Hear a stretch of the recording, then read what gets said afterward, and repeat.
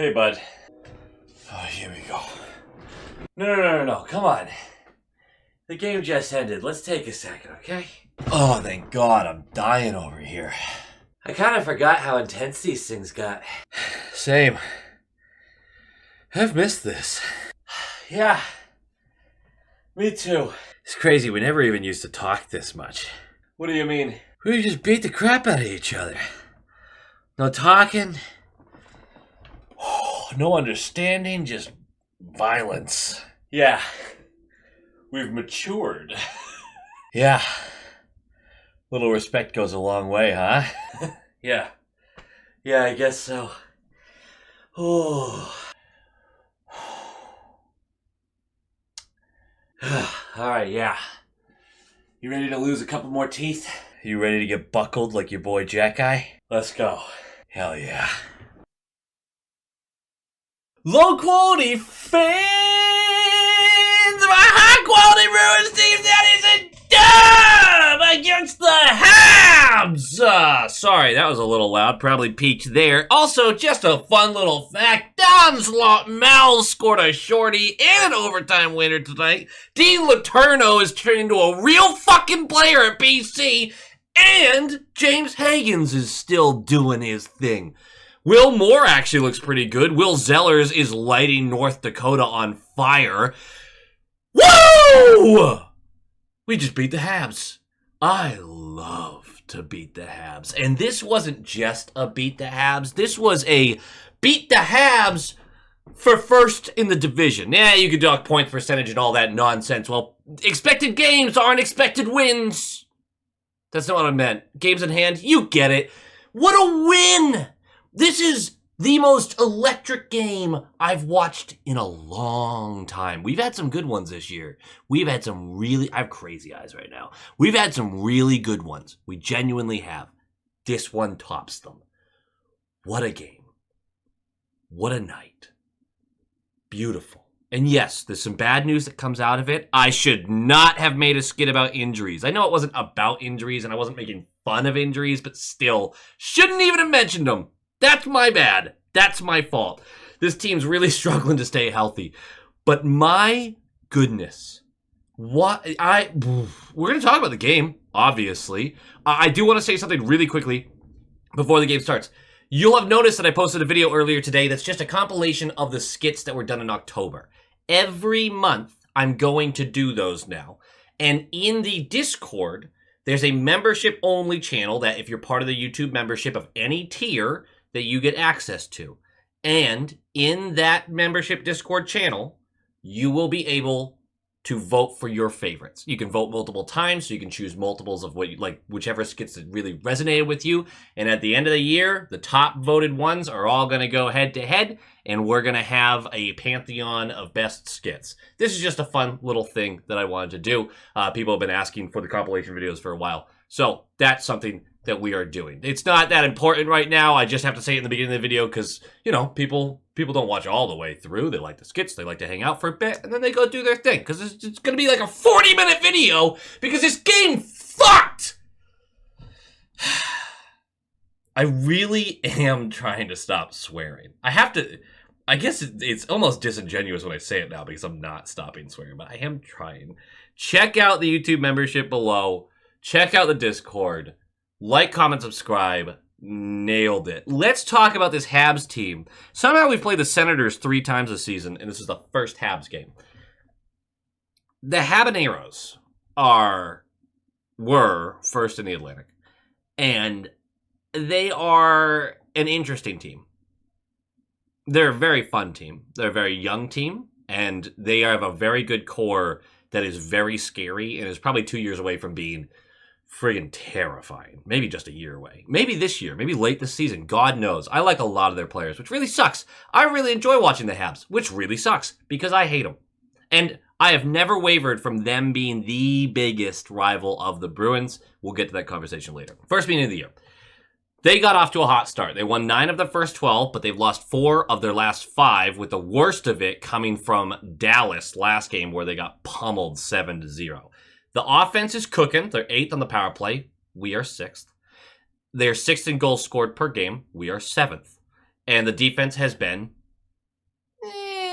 not hot, right? 17th ranked penalty kill. We are ranked 16th.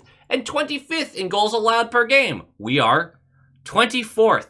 You might notice that all of those numbers are super close together. We are very similar teams right now. And then some of that does come from the goaltending, the defensive woes, where Montembeault, who I admittedly am really high on. I like Montembeault a lot. He's not having a great start to the year. But maybe not a great start is disingenuous as well, because he has a sub 860 save percentage and a goals allowed average of 3.61 per game, or per 60.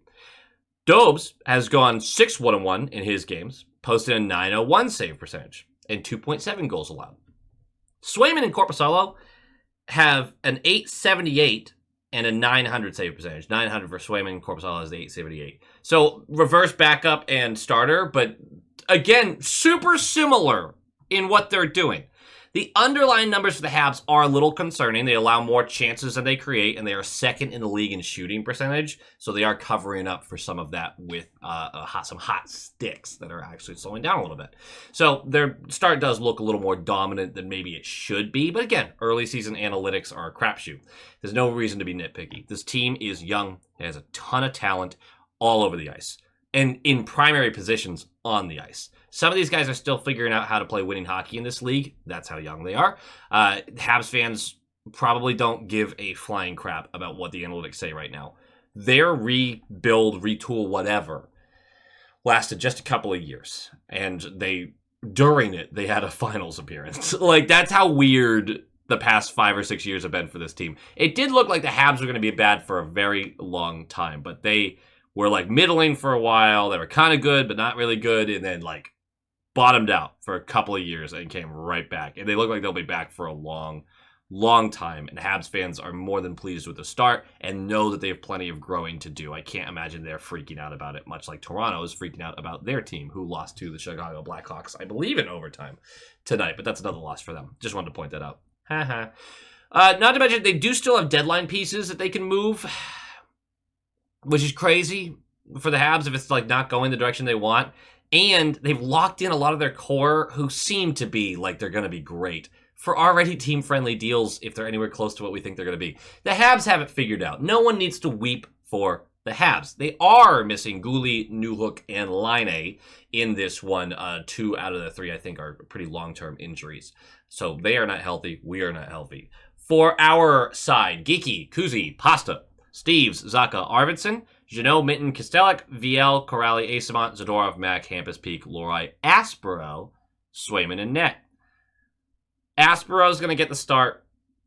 This was less about, from what Sturm's comments were, I believe this was less about Yoki Haru getting pushed out and more so like, I'm trying to keep everybody fresh. I'm giving him a chance. I thought he was good when he was on the ice. His comments about Aspero having been good when he was in the lineup, there's always a weird balancing act where coaches are aware of advanced analytics, and we have to remember that our actual like access to analytics is caveman-esque compared to the analytics teams that or analytics departments that teams have. It is getting closer with every passing year, but a lot of the stuff I'm looking at probably doesn't even touch what they've got. So there might be other numbers that say Aspero was really good. Same thing with Lohrei, by the way. Both Lohrei and Aspero had just really rough underlying numbers. And I mean, Lohrei is almost a point per game player, and is he almost, or is he literally actually?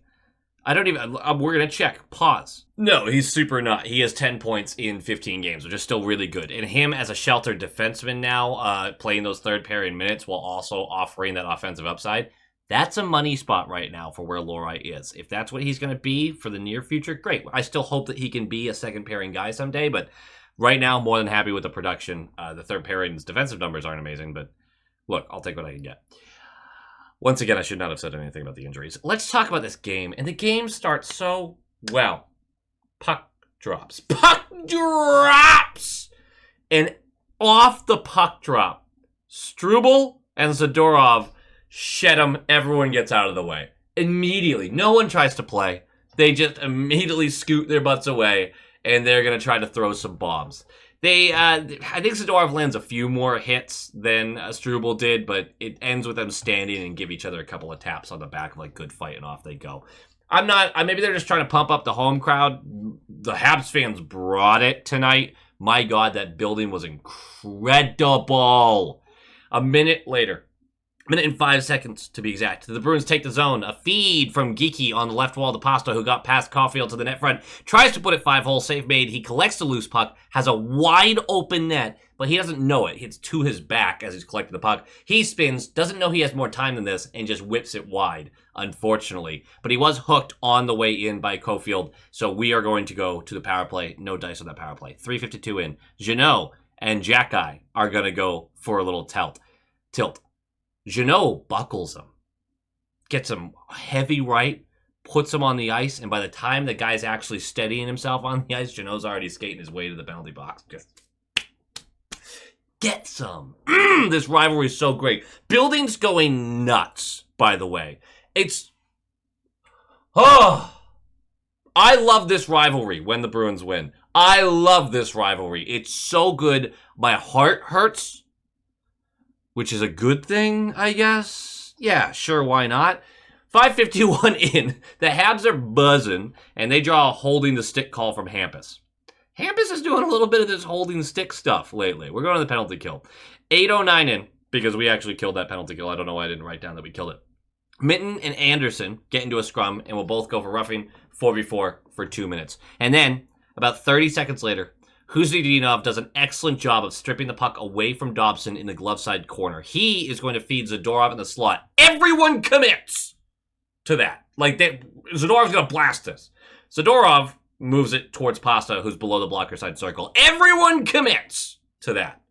And Pasta's going to whip it back diagonal through a bunch of legs to Huzdinov, who's then going to shoot it through a bunch of legs, and it is going to go off Montembeault's pad and in Montembeault's bum, because this was an angle of a shot that was savable, but he ends up just redirecting it into his own net.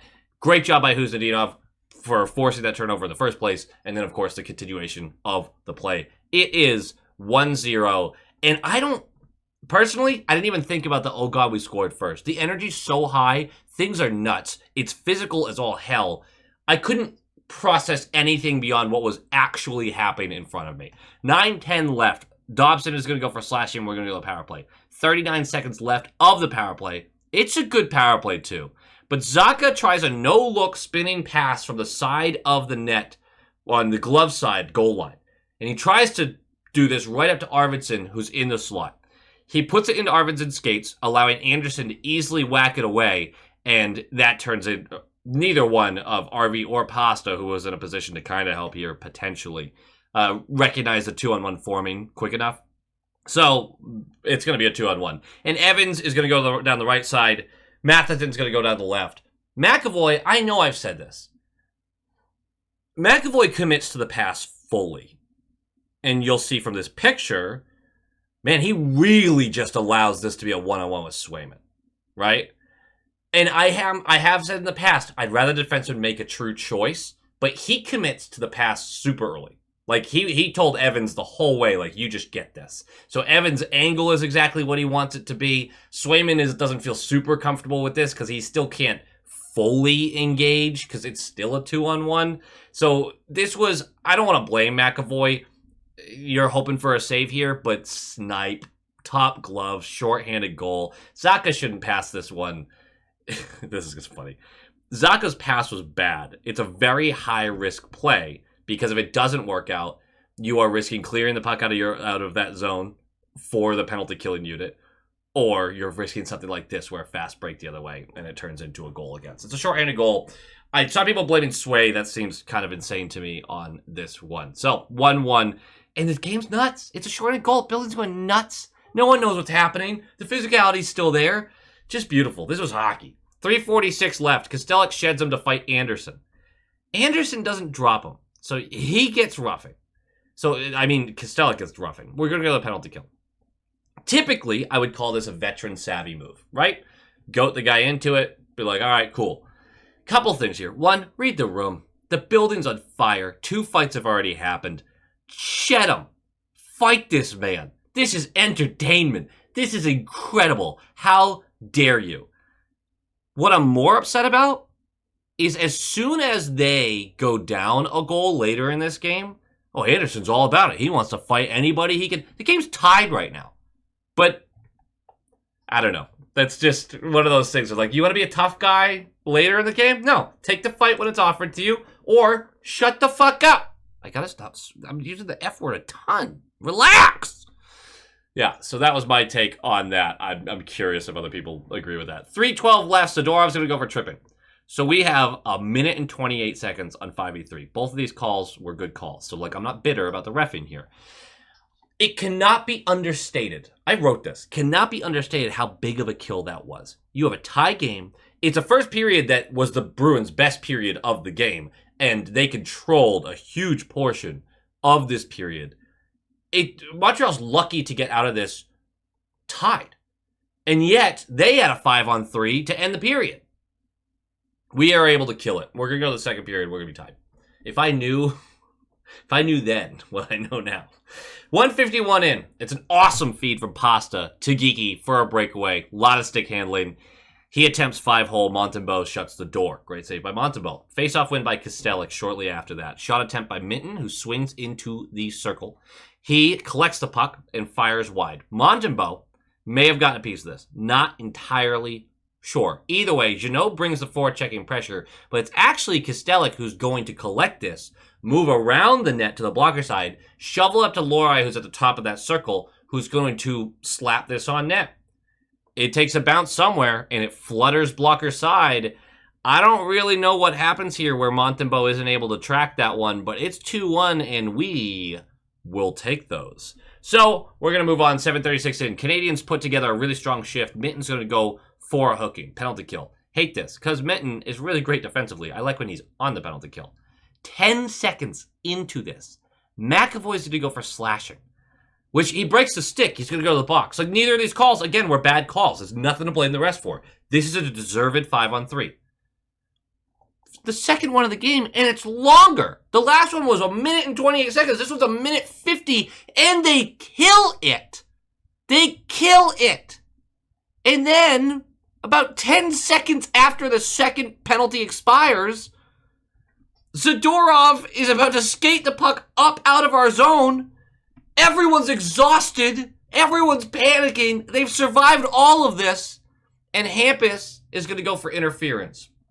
And it's blatant. People wanted to talk about a dive. They're mad at the refs. They're like, this is a bullshit call. I don't like that call. He skated directly into the path of the Canadian, and they made contact.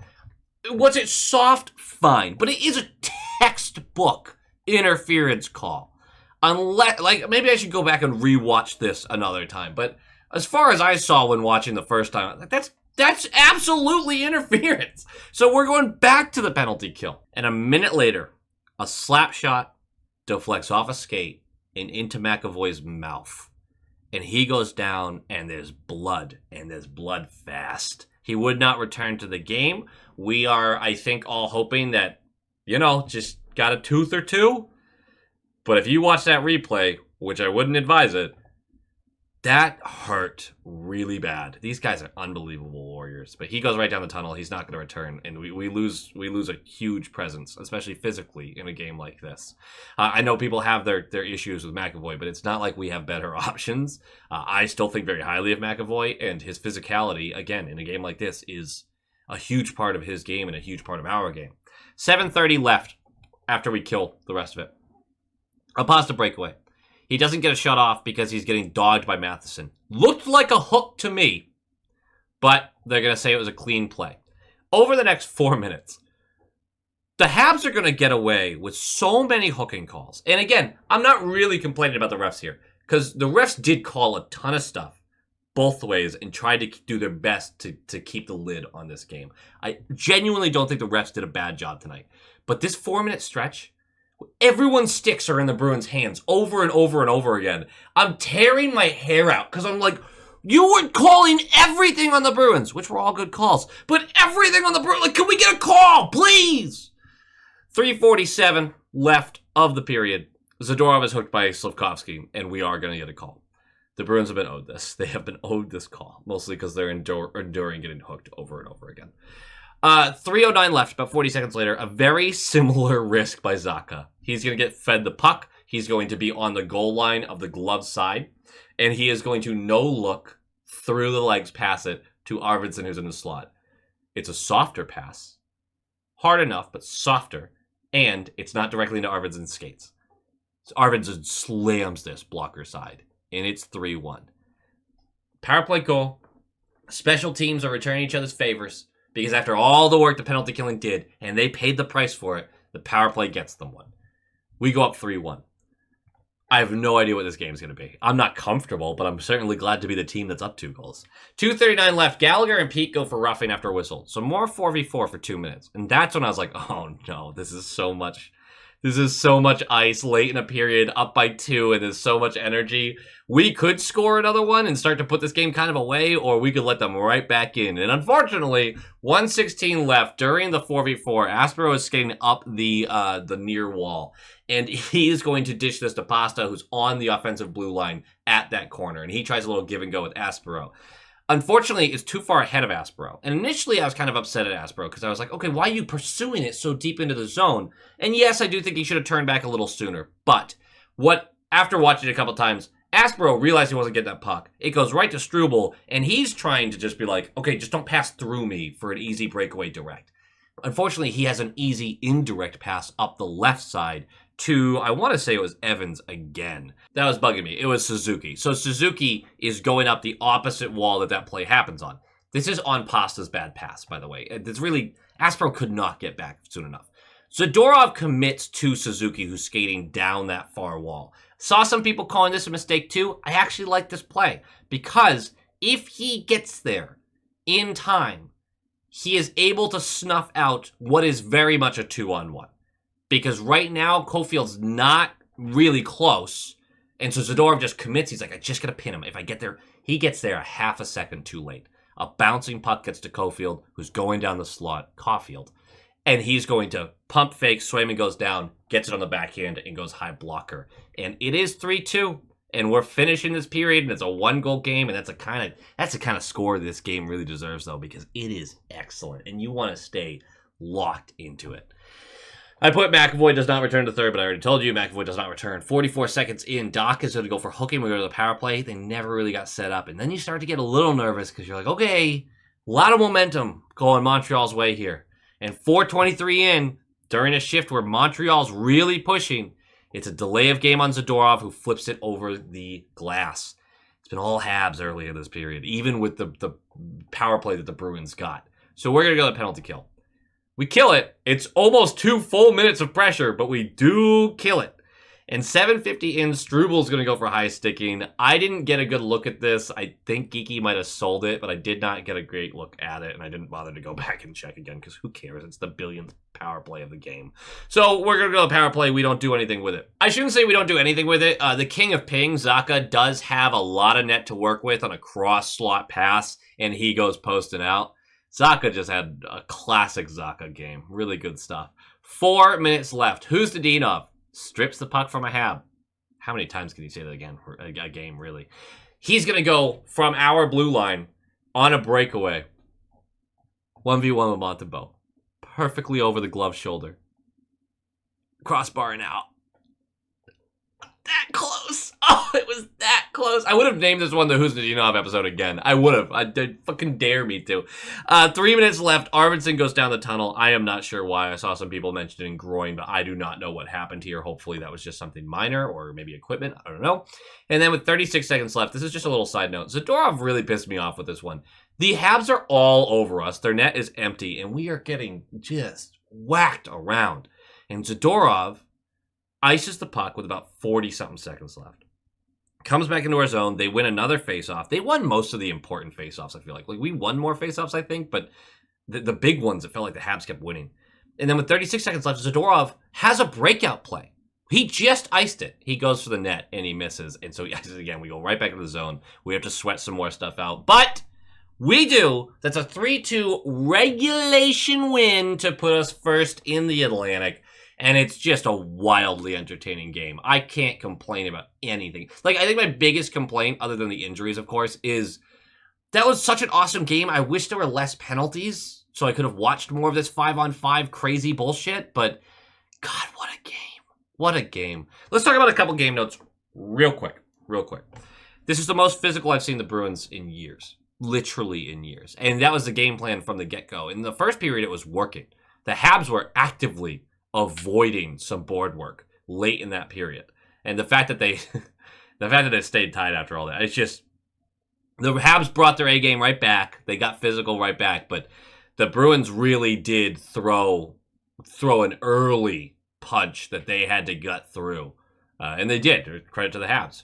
Mac and RV are hurt. I mentioned that. I don't know the extent of this. I don't know if Mac is just back next game wearing a cage or if he's out for 6 weeks, right? Like, I have no idea. Saying that RV, the call-ups are not an easy decision to make, so we'll see. I don't think they'll call up anyone on the defensive end, but you will need somebody as a forward at this point if RV is going to miss some time. Minten and Huznadinov I want to mention, because them being these young players, we know what a lot of the guys we have do. We do know. And Jeannot has fit in better than I expected, right? And I still have my qualms with him, but he's been good, and Arvidsson has been good. And, like, we know for the most part what we're getting with these guys. The effect that Fraser Minten and Marat Huznadinov have had on this team, where we really weren't sure going into this season what they were really going to be. Minten is such an unbelievably stable player. Excellent defensively and makes some nice places in the O-zone. He's not going to be a point beast, at least not yet, because he's still very young. But he's been excellent. His forechecking in this game, sure, he didn't show up a bunch on the score, but like every shift, he created more pressure in the offensive zone by forcing bad passes and forcing bad turnovers and sometimes just stripping the puck away. Huznadinov, largely the same thing, but also defensively, his board work was incredible. These guys are just unbelievably important to this team right now. One of them's playing 1C. And honestly, if you told me before the season started, hey, one of these two guys is going to be 1C in November, I wouldn't have guessed Huznadinov, I tell you that much.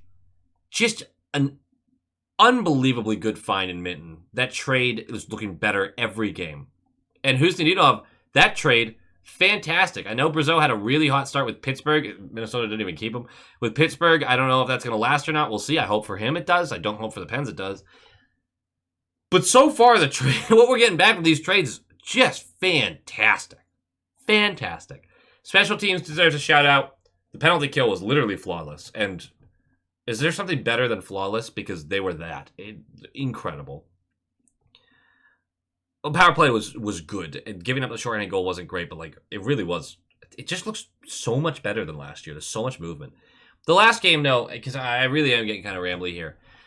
There is a reason I have never wavered from the Habs being our biggest rivals, even though we just haven't met in the playoffs in a long time, and there hasn't been like a significant match like that, and we've kind of owned them in recent years because they've been going through a retool and we have not. And I just always sat there and went, no, man. There's just so much history. There's so much. These games just feel a little bit different. There's just something different there. And I don't want to offend the Leafs. The Leafs are a great rival, and those games do get wicked intense, and you get nervous, and you stare at something different with the Habs. That home crowd that they had was awesome, and we better bring it the next time they're in our arena, the next time they're at TD, because I don't want to get shown up by that fan base. That's the rival, man. And if the Bruins are what I said a video ago, which was, I mean, they might be a step below contender, which some of you took that as like they're a really, no, I just mean there's probably like 8 or 9 teams below the top 4 or 5 that you're like, they're kind of your dark horses. You're like, they might be able to go on a run here. I think that's usually a big group underneath that initial group. The Bruins might be part of that group. They really might. Right now, they're leading the division. What do you want from me? The fact that we got a game with Montreal for the division lead, I don't care, it's November. Just awesome. You can't tell me that the energy was just something different. It wasn't something different. Like, I don't know how to put into words how much I appreciate this. What a fun game. My chest hurts. Go Bees. Go Bees! Hey, Hey guys, thank you so much for watching this video and joining me as we experience this crazy Bruins season together. The names popping up on your screen now are from the top line tier and the all-star tier of the YouTube membership program for this YouTube channel. I greatly appreciate each and every one of you who help support the channel so that we can do more fun things, and I am always open to more ideas of how I can help give back to those who support the channel. At the end of the day, this channel is always going to be about the community, and I want to continue to grow that way, so please always feel free to reach out with new ideas and fun ways we can expand on this, or if you just need someone to talk to, I'm always here for you guys. Thank you all for your support, and as always, go Bees!